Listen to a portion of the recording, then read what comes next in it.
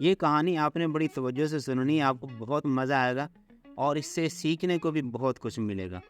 ایک دفعہ کا ذکر ہے کہ ایک ہرن اپنے 2 بچوں کے ساتھ جنگل میں گھوم رہی ہوتی ہے کہ اس کے بچے جو ہوتے ہیں نا وہ گھومتے گھومتے غار میں چلے جاتے ہیں۔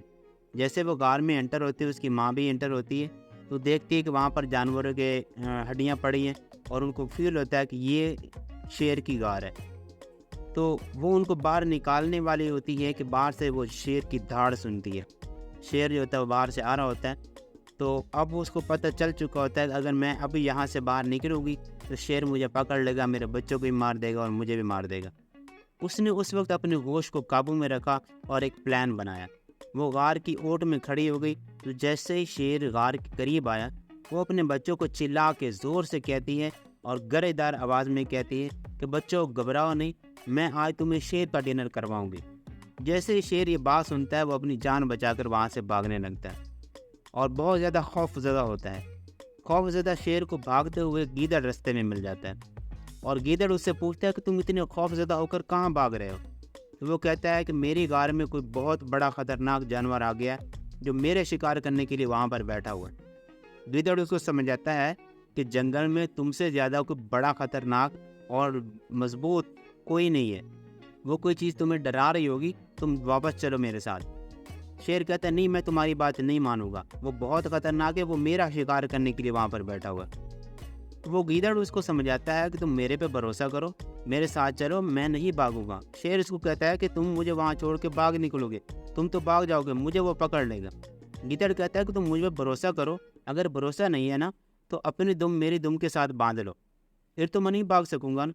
تو شیر نہ چاہتے ہوئے بھی گیدڑ پر بھروسہ کر لیتا ہے، اور وہ غار کی طرف دونوں چلے جاتے ہیں اپنی دم آپس میں باندھ کے۔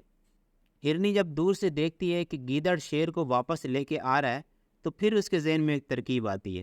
جیسے وہ غار کے قریب پہنچتے ہیں، وہ دوبارہ اپنی گرج دار آواز میں اپنے بچوں کو کہتی ہے، بچوں پریشان نہیں ہونا، میں نے گیدڑ کے ساتھ مل کے پلان بنایا تھا کہ وہ شیر کو کسی نہ کسی طرح سے پکڑ کے ہمارے پاس لے کے آئے گا، اور میں آج تم کو شیر کا ہی ڈنر کرواؤں گی۔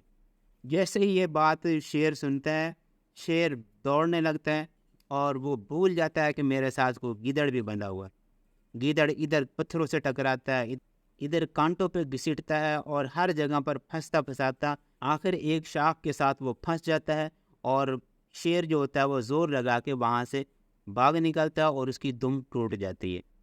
تو اس کہانی سے ہمیں یہ سبق ملتا ہے کہ ہم اگر کسی خطرناک صورتحال کے اندر پھنس جائیں تو کبھی بھی اپنے ہوش کو نہیں کھونا، اپنے سوچنے سمجھنے کی صلاحیت کو نہیں کھونا۔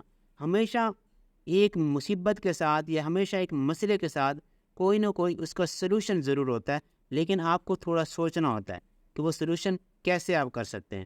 ہمیشہ اپنے دماغ کو حاضر رکھیں، ہمیشہ اپنے حواس کو بحال رکھیں، اور ہمیشہ اپنے آپ کو خطروں سے اور مشکلات سے نکالنے کے لیے پلان کریں، اور اپنے حواس کو قائم رکھتے ہوئے ان مصیبتوں کا کوئی نہ کوئی سلوشن ڈھونڈ کے وہاں سے اپنے آپ کو کامیاب کرنے کی کوشش کریں۔